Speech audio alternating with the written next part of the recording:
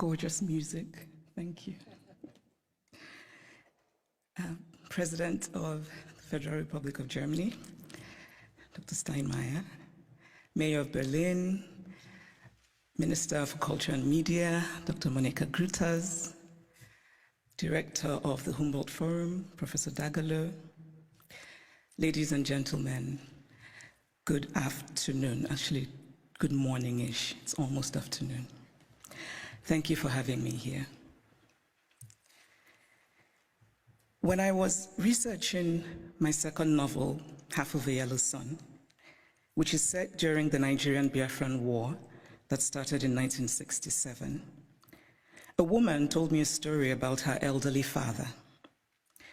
It was early in the war, and they were in their Biafran hometown, feeling relatively safe because the war seemed far away.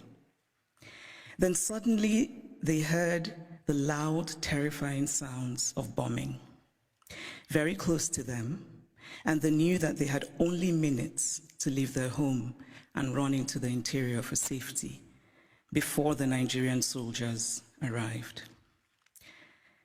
The elderly father was a wealthy man, but the only thing he rushed to take with him was his ikenga, a piece of wood, a beautifully carved piece of wood. But it wasn't just a piece of wood. It was also the repository of spiritual meaning.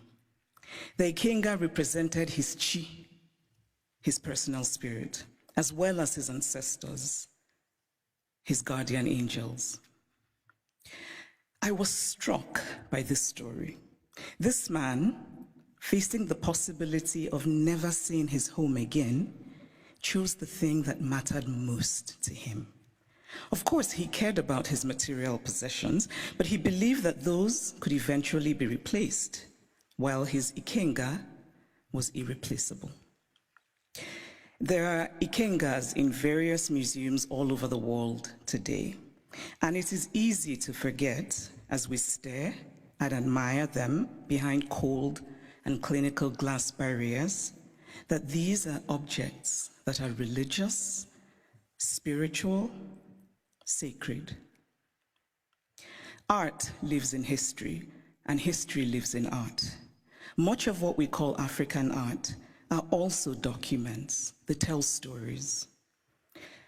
Some are literal in their storytelling, like the beautifully ornate Benin stool that was sent to the Oba of Benin by his people when he was exiled by the British, and which he looked at and immediately could deduce from the carvings the state of his British plundered land.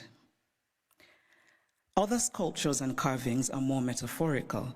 They speak to the dignity of a people, to their worldview, to their aspirations.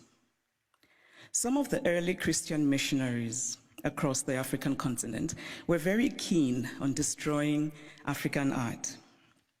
Carved African deities, which they told the Africans were just magic.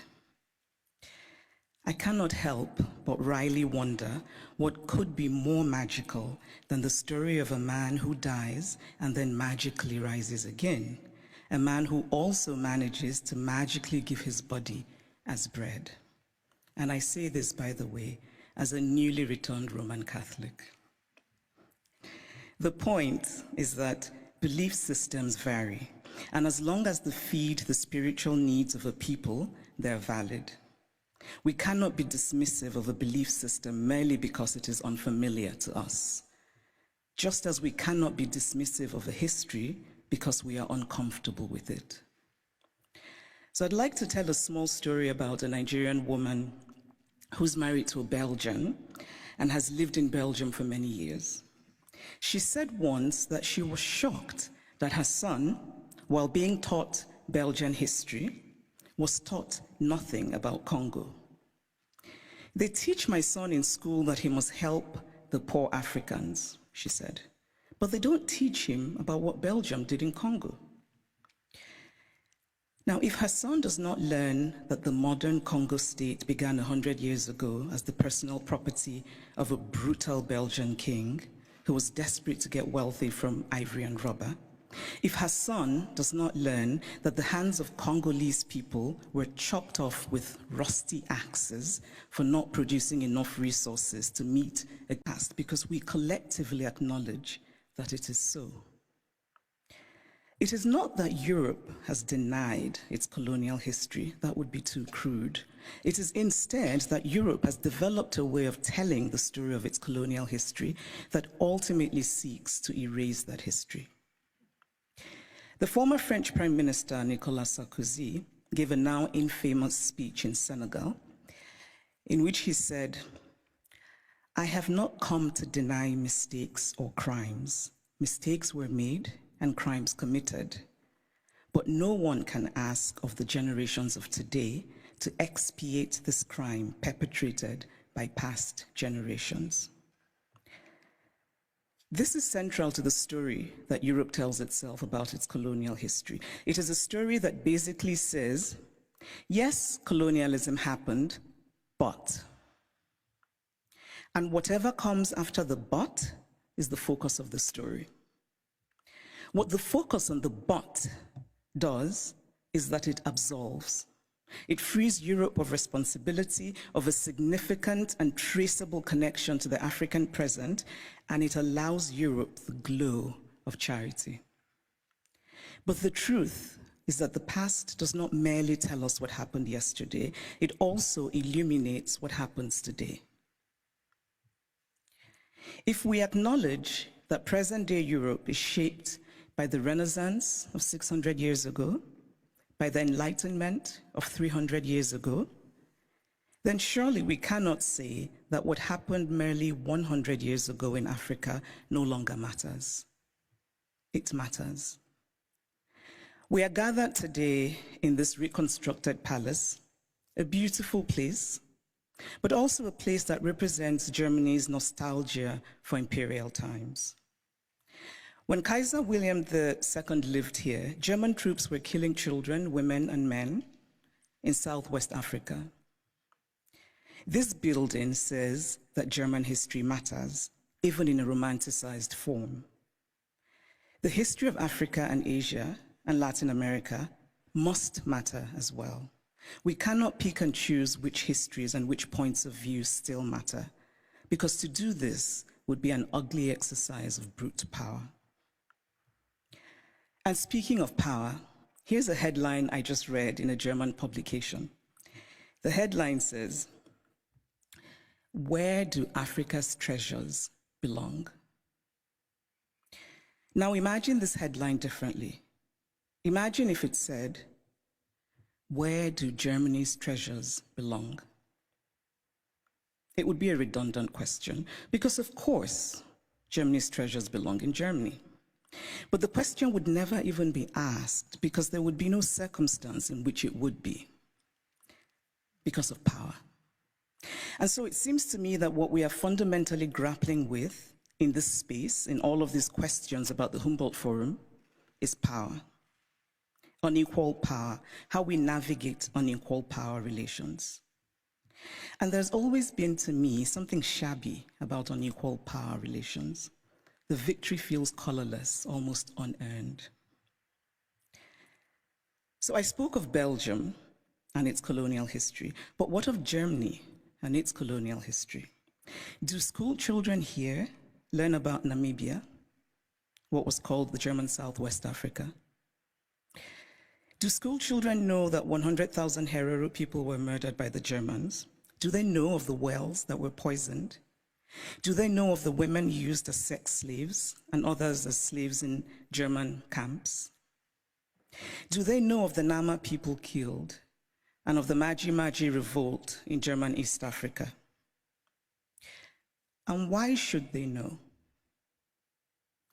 Because to tell only one part of a story is essentially to lie. A story is true only when it is complete. Germany is Beethoven, and Germany is Bach, and Germany is also its colonial atrocities that have resulted in hundreds of African skulls being stored in the basement of museums here in Berlin, skulls of men whose spirits cannot be at rest, men who could well have been my great-grandfather had I happened to have been born in Eastern rather than Western Africa. It is only fair to fully own all of the stories of Germany. All countries have parts of their pasts that they're not proud of, that they would rather forget. But it takes courage to face those parts and bring in some light. And this is a time for courage. The courage to hear dissenting voices, such as those of the people who are outside right now protesting. They should be heard and included. They have valid concerns. The courage not merely to say, we take your criticism, but to follow it with action. The courage to say, we were wrong. The courage to say about art acquired illicitly, this is not ours. Tell us what to do with it. The courage to do provenance work and to actively use local knowledge. The courage to act and to act now and not become crippled by endless planning and endless talking. The courage to believe that it can be better. We cannot change the past, but we can change our blindness to the past. And why, by the way, is the term ethnological used for art from certain parts of the world and not art for other parts of the world? And then in discussing some of this art that we term ethnological, and I would argue that the language itself already suggests a hierarchy of value, when we talk about this art that was stolen, we're told that they cannot be returned to Africa, for example, because Africans will not take good care of them.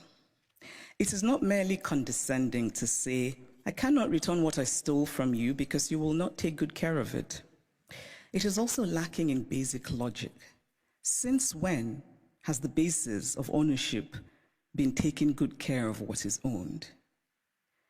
This position is paternalistic arrogance of the most stunning sort. It does not matter whether Africans or Asians or Latin Americans can take care of the art stolen from them. What matters is that it is theirs. The brilliant Nigerian artist Victor Hikameno put it much better than I could, and in very Nigerian terms. He says, if I come and steal your wrapper, and I say I won't give you back your wrapper because you will not tie it properly around your waist, or you will not wash it well, and so the colors will fade, or this or that, all are irrelevant. The wrapper is mine, and I can do with it what I will. Give me back my wrapper because it is mine. The metaphorical wrapper, for those of you who are befuddled by wrapper, it's a piece of cloth, should be returned for the reason that Hikameno illustrates, which is respecting the property of others, but also because Europe has defined itself as a place of certain values: progress, liberty, fraternity, tolerance, individual rights, and most of all, the rule of law. A nation that believes in the rule of law cannot possibly be debating whether to return stolen goods. It just returns them. And so if the dignity of those from whom the art was stolen does not matter, then surely this idea should matter, that Europe should be what it claims to be. Live up to the ideals with which you define yourself. I should pause here and note that sometimes these conversations run the risk of sounding like empty moralizing, or like asking for the impossible or the unrealistic, or insisting on an unattainable purity and perfection. Obviously, I don't think everything should be sent back to the countries from which they came. Not everything was stolen. But those things that are sacred, those things for whom people were killed, those things that have in them the stains of innocent blood, should be returned. Obviously, we do not have all the information. There are facts lost in unrecorded history, but we can draw reasonable conclusions based on information that we do have. We can deduce, for example, that the Ngonso the beautiful sculpture of the founder and guiding spirit of the Nso people of Cameroon, a former German colony, could not possibly have been obtained under benign circumstances. Because why would you willingly give up your guiding spirit? It is also important to remember that not all wounds are visible. Some wounds we carry in our hearts, inherited from our parents, passed on to our children. But this discourse is, of course, not just about the Humboldt Forum. It is about museums all over Europe, in France, in the Vatican, in Britain. And I must acknowledge that Germany is the first of the powerful European nations that has made a gesture towards returning the Benin bronzes.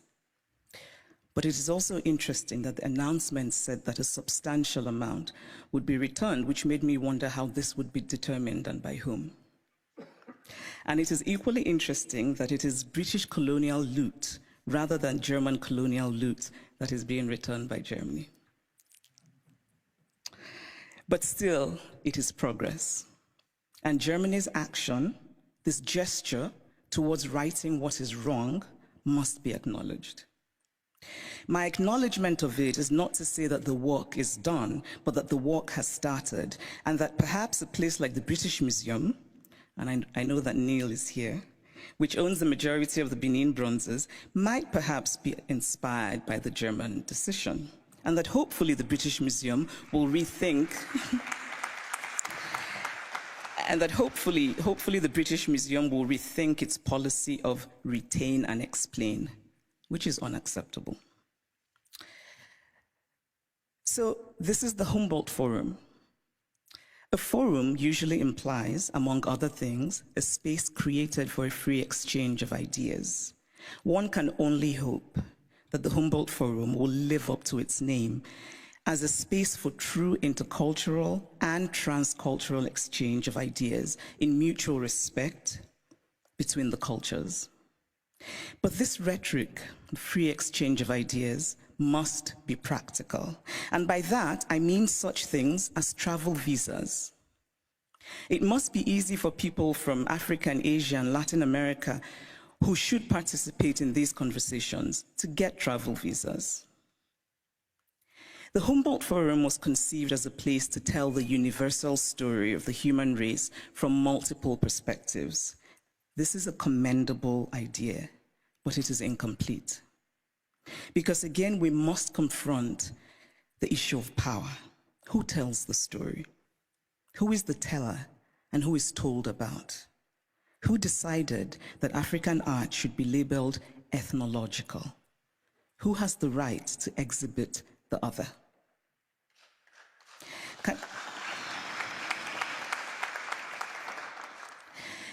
Can the Humboldt Forum be an opportunity? Can it become, among other things, a project of remembering, solemn, honest, mutual, and respectful? In conclusion, I want to say that I believe very much in dialogue. And I really believe that we can recreate the world by acting more courageously. To act with courage is to have concrete hope in a better future. We carve out a small space of the world, we shape and we reshape it, and in that way, small slice by small slice, we walk slowly, yes, but we walk on the path to real progress. Courage and hope are intertwined. Courage is an act of hope, and hope is born of courage. Acts of courage create hope, and there is nothing more essential to the human spirit than hope. So here's to courage. Thank you.